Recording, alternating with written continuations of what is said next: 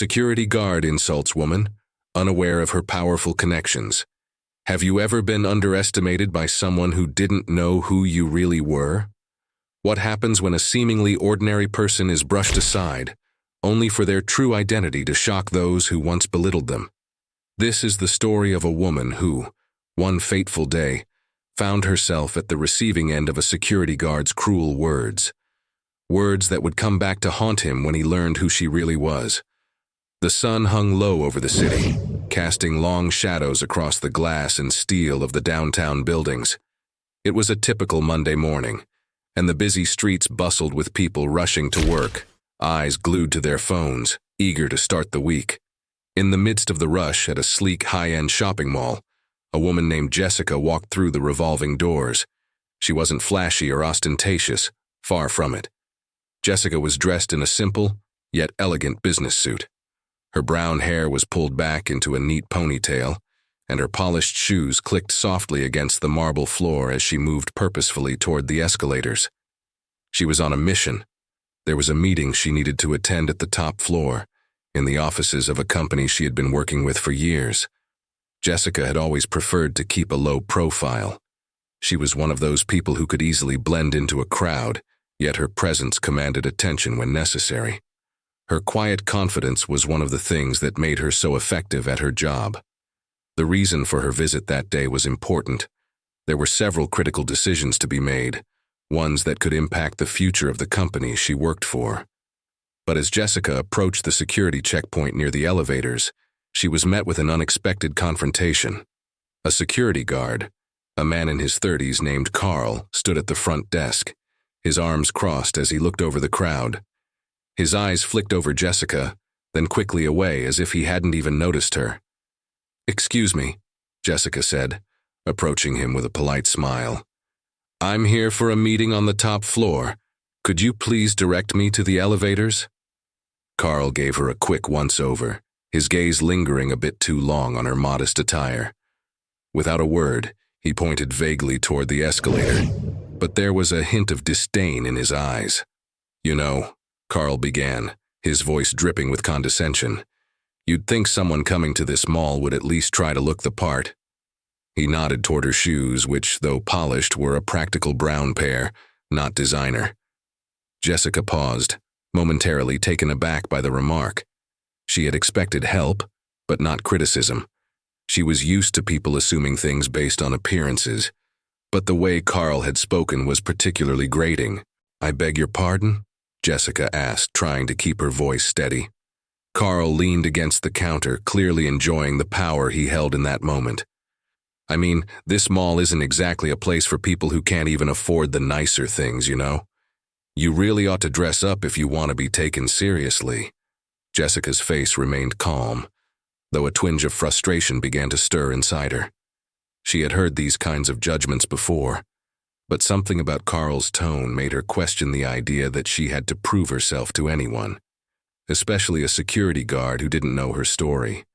Instead of engaging in the argument he was clearly expecting, Jessica simply nodded and smiled. "Thank you for the directions," she said coolly, and without another word she walked past him toward the elevators. As Jessica rode the elevator to the top floor, her mind buzzed with irritation, but she quickly pushed it aside. She had a job to do, and she wasn't about to let a small-minded security guard get under her skin. She had faced worse challenges in her career and had always come out on top. But still, something about Carl's comments stuck with her. Why did people feel the need to judge others based on their appearance? When the elevator doors opened, Jessica stepped out into the sleek, glass-walled lobby. The office was exactly as she remembered it, modern and well-kept with expansive views of the city below. She moved with purpose down the hallway, her heels clicking sharply against the floor. She had a meeting to attend, and nothing, especially not the words of a rude security guard, was going to distract her from her goal. The meeting went smoothly, and by the time it ended, Jessica felt a sense of relief. But her mind kept returning to the encounter with Carl. She wasn't one to let things fester, but there was something about his arrogance that bothered her more than she realized. She had spent years building her career, and it was frustrating to be dismissed by someone who had no idea what she had accomplished. As Jessica exited the building later that afternoon, she passed by the security desk again. Carl was still there, looking bored as he typed away on his phone. This time, Jessica didn't stop to engage him. But as she passed, she overheard Carl speaking to one of his colleagues. "People like her just don't get it," Carl was saying. "You can tell when someone's out of their league. I don't know why they even bother coming here." Jessica's jaw clenched, but she didn't turn around. She simply walked out of the building, her eyes ahead of her. She had bigger things to worry about than a small-minded guard's opinion. But little did she know, Carl's words were about to come back to him in a way he couldn't have ever imagined. The next day, as Jessica sat in her office reviewing important documents, her phone buzzed with a notification. It was an email from the building's management. Her brow furrowed as she opened it. "Dear Ms. Williams," the email began, "we are reaching out to inform you of an unfortunate incident involving one of our security guards. It has come to our attention that he made inappropriate comments towards you during your visit to our office building. We take this matter very seriously and would like to apologize on behalf of the management and staff. Please let us know if you would like to discuss the matter further." Jessica read the email twice, still processing what it meant. She hadn't expected anything like this. Sure, she had felt insulted, but she had brushed it off. She didn't feel the need to escalate things. Yet, here was an apology from the building management. The security guard's actions had clearly been reported, but by whom? As she read the email again, Jessica's phone buzzed with another call. It was from her assistant Lisa, who sounded unusually excited. "Jessica, you won't believe it," Lisa said. "There's someone here to see you. They've requested an immediate meeting." "Who is it?" Jessica asked, confused. "You're not going to believe this," Lisa replied, her voice dropping to a whisper. "It's Mr. Stevens, the CEO of the company that owns the building. He's here to apologize to you personally." Jessica stood up, her mind racing.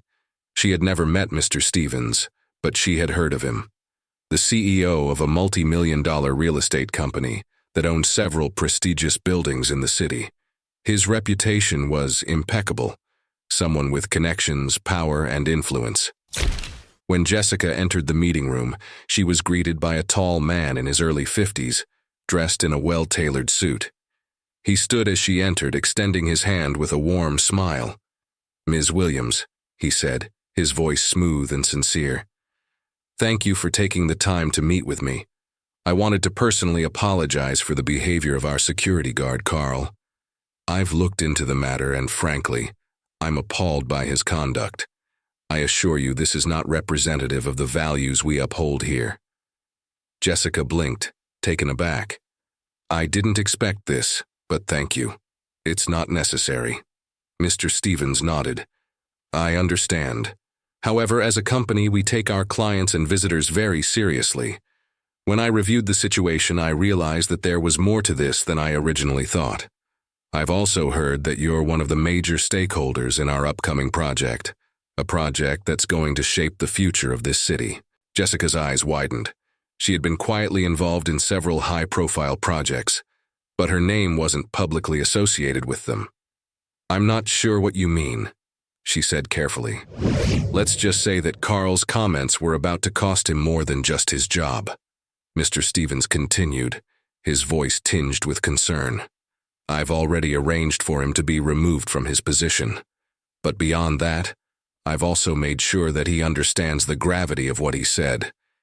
It's one thing to be rude, but to disrespect someone with your connections, well, that's something else." Jessica leaned back in her chair, processing everything. Carl hadn't known who she was, and yet his words had triggered a chain of events that would change his life forever. She didn't need to prove herself to anyone, but now the world knew who she was. The next day, Jessica received another email, this time from Carl himself. He was apologizing profusely, admitting that he had been out of line and that he was sorry for how he treated her. But it was too late. Jessica deleted the email without responding. Justice had been served. She had never needed to get involved in petty confrontations or seek revenge. Sometimes the universe had a way of putting things right on its own. As Jessica walked out of the building later that day, a sense of peace washed over her. She had never been one to boast or seek recognition, but this experience reminded her that no one should ever be judged by their appearance or underestimated based on superficial factors. In the end, true power lies not in what we have, but in who we are, and the strength to rise above ignorance. Never underestimate anyone, Jessica thought as she stepped into the cab waiting for her. You never know who they might be.